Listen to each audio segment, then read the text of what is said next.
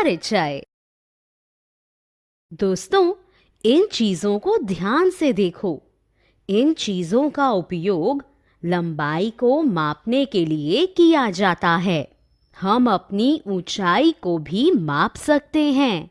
हम धागा, पेंसिल और मेज जैसी चीजों की लंबाई को माप सकते हैं। तो दोस्तों, आओ हम माप के बारे में और अधिक जानें। उद्देश्य। इस पाठ के अंत में आप निम्नलिखित को समझने में सक्षम होंगे। मापने योग्य वस्तुओं का वर्णन करने में तथा उनकी तुलना करने में। एक निर्दिष्ट वस्तु की तुलना में अधिक लंबी व छोटी वस्तुओं की जांच करने में। वस्तुओं की लंबाई की तुलना करने में तथा इन लंबाइयों के बीच अंतर करने में। माप। किसी वस्तु को मापने की क्रिया को मापन कहते हैं।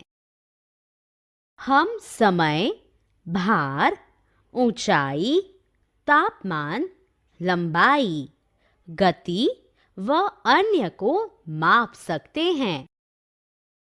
यदि हमारे पास माप नहीं है तो यह जानना बहुत कठिन होगा कि हमें स्कूल कब जाना है, आपका वजन कितना है अथवा बाहर मौसम कितना ठंडा या गर्म है। जब हमें यह पता हो कि चीजों को कैसे मापना है तो जीवन बहुत सरल हो जाता है और यही कारण है कि माप इतना महत्वपूर्ण है। मापन इकाई। मानक और गैर मानक इकाई। मानक इकाई से आशय किसी विशिष्ट वस्तु को मापने के लिए उपयोग की जाने वाली सामान्य इकाई से है। एक दूसरे को समझने के लिए हमें एक आम भाषा बोलने की आवश्यकता है। इसलिए समय को मापने के लिए हम घंटे, मिनट व सेकंड, वजन को मापने के लिए औंस और पाउंड, तापमान मापने के लिए डिग्री तथा लंबाई या ऊंचाई मापने के लिए इंच और फीट का उपयोग करते हैं। गैर मानक इकाइयों से आशय यादृच्छिक वस्तुओं से हैं जिनका उपयोग लोग मापन के लिए करते हैं। उदाहरण, मैं अपनी नोटबुक को मापने के लिए पेपर क्लिप का अथवा अपने भाई की ऊंचाई को मापने के लिए धागे का उपयोग कर सकता हूँ। किसी वस्तु का भार जानने के लिए मैं अपने हाथों का उपयोग कर सकता हूँ और अपने दोस्त की बाजू का माप लेने के लिए मैं अपनी उंगलियों का उपयोग कर सकता हूँ। लंबा और छोटा।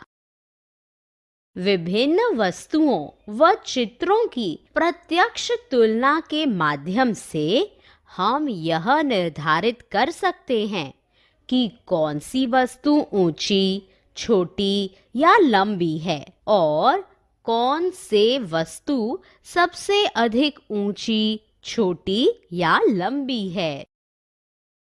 उदाहरण के लिए, यह पेंसिल इस क्रेयॉन से लंबी है। हम गैर मानक इकाइयों का उपयोग करके भी वस्तुओं को माप सकते हैं, जैसे कि संयोजी क्यूब, पेपरक्लिप, पेंसिल, रबड़, क्रेयॉन, हाथ, पैर व जूते का उपयोग करके। गैर मानक इकाइयां हमें माप की मानक इकाइयों की आवश्यकता से अवगत कराती हैं, क्योंकि जब किसी वस्तु को अपने हाथों या पैरों जैसी इकाइयों से मापते हैं, तो प्रत्येक व्यक्ति के हाथ और पैर की लंबाई भिन्न होने के कारण माप परिणाम भी भिन्न आते हैं।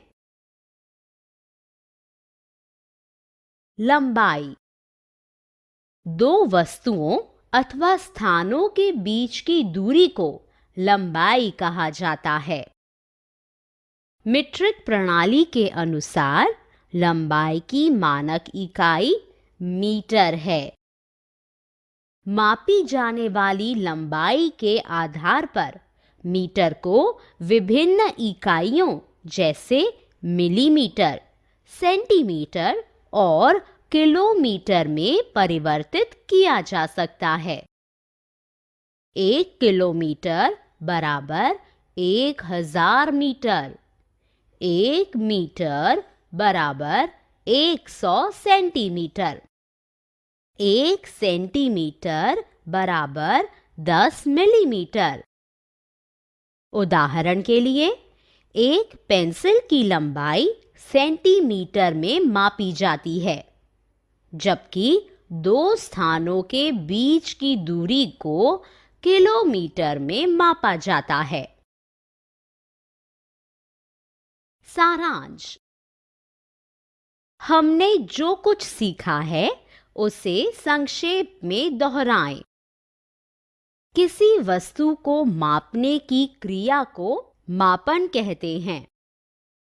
हम समय, वजन, ऊंचाई, तापमान, लंबाई, गति व अन्य को माप सकते हैं।